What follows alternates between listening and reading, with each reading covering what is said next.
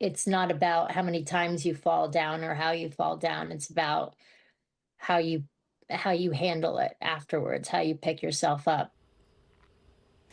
As questions swirl around the sudden death of actress Hayden Panettiere, Fox News has learned the Drug Enforcement Administration is now helping in the investigation. An official cause of death has not been announced, but paramedics cited a possible overdose when first responders arrived on the scene. On for cardiac arrest, that's in Millwall, 701 Ainslie Bridge Road. Ainslie Bridge Road, overdose, CPR is in progress. Panettiere's on and off again boyfriend, Brian Hickerson, and his brother, Zach, were present when paramedics arrived. The police report notes that Brian showed officers a bag of medication that Hayden had been taking. Hickerson's attorney says, quote, Hayden's death remains under investigation, and it's important to allow that investigation to proceed. As has been publicly reported, police confirmed there were no signs of foul play. Out of respect to Hayden's loved ones and the ongoing investigation, there will be no further comment at this time. Joining me now is Derek Maltz, former DEA acting administrator, now senior vice president at Penlink. Sir, thanks for joining us. A terribly sad case, a familiar face, beloved by a lot of folks that have watched her work as an actress and singer over the years. And here we are in this situation where we now know the DEA is involved in the investigation. What do you make of it? Do we make anything of that this early in the investigation, or do we have to wait? So we have to wait. First of all, I don't want to get ahead of the investigation. I haven't seen any medical report. I don't know if this was a drug overdose or a poisoning. What I will say is that DEA has tremendous expertise going and working jointly with federal agencies, state and local agencies to put the pieces of the puzzle together, go through voluminous amounts of data, exploit communication, talk to the doctors, look at the digital intelligence that's all over the place, look at the Matthew Perry case 3 years ago, another celebrity who died too young. And what did they do? They worked together and they got federal convictions on 5 individuals, and this was like a global investigation. So it's about bringing in all the resources available in that particular area to put your best foot forward. But right now, we don't know if there's actually any criminal violations, and I do tell you that DEA is going to do everything possible in their power because they have the expertise to help. Yeah. In Hayden Panettiere's case, she had written a memoir and spoke rather starkly and openly about her challenges with addictions, be it drugs, be it alcohol. She had challenges, interpersonal challenges in relationships over the course of her life. So we know that there's a certain history of drug use, at least in her past. And there's also a little more information. TMZ's executive producer was on the story earlier this week and talked about Narcan being present at the site. Take a listen. We have confirmed that there was Narcan found in the apartment on one of the beds, a rollout bed in the apartment.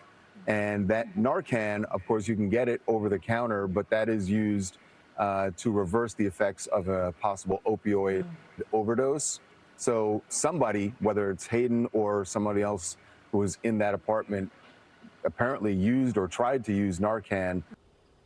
There are a few interesting things there. The Narcan being present in the facility, as well as one of her loved ones giving drugs, just medications really, to the police on the site, which goes that potentially, if this was a drug overdose, we don't have toxicology reports yet, that it might not necessarily be an illegal drug. Narcan might be present in any household where there was a history of drug use at any point in some past, which she has acknowledged being part of her history.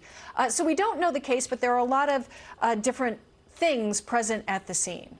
Does that necessarily mean anything? Listen, Narcan is saving lives all over America. We're in the middle of the worst synthetic drug poisoning crisis in the history of America. But in this case, a lot of people do have Narcan around just in case something happens. We don't know that there was any synthetic opioids. We don't know if there were opioids. In California, there was a celebrity. He's a professional athlete, Logan Webb. He lost his cousin. Logan is a San Francisco Giants pitcher. The cousin died from fentanyl poisoning. The Placer County DA's office worked with multiple law enforcement agencies. They pulled together voluminous amounts of intelligence. And how do I know that? Because the company I work for is a software technology company bringing a collection and analytical platform together. So the reason I bring that up is because the amount of data that's out there, the amount of evidence that the law enforcement agencies have to go through is beyond imagination. But I will say this, that we need a greater sense of urgency on the demand side of this problem. Too many people in America think this is the same old drug crisis. No, it's a poisoning, a mass poisoning. Our adversaries are involved in Mexico, also in China. And I got news for you. If we don't continue to push the education and to get people out there educating the kids, the families, the parents, the colleges. I just was on with a Fox News story about Penn State and the cocaine supply ring. Right. How many more of these do we have to have before America wakes up? The good news is we have really good technology companies. We have really good law enforcement that want to save lives. They're working tirelessly. But I want to say this. Congress, wake the hell up and stop putting the politics ahead of national security and public safety, because I got news for you. The blood's going to be on your hands when more and more people are dying from these poisonings. And again, I will say I have no information that this case involves any drug poisoning or any overdose. Absolutely. We don't know yet regarding this, that so far no signs of foul play in this case, but I think you're making a great point, Derek Maltz. And all of these high-profile cases are a reminder that we need to continue fighting back against the drug poisonings across the country. Thank you very much, Derek Maltz. We appreciate your insights today. Thank you, Mom.